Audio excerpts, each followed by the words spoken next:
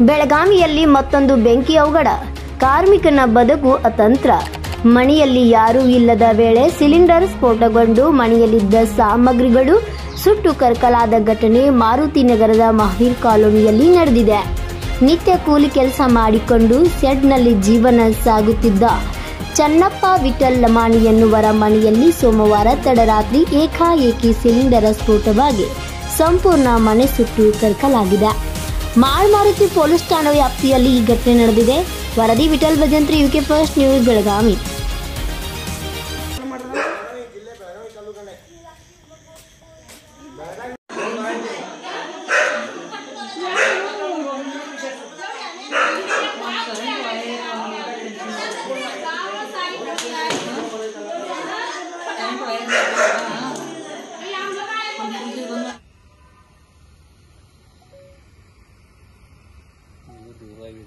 दूर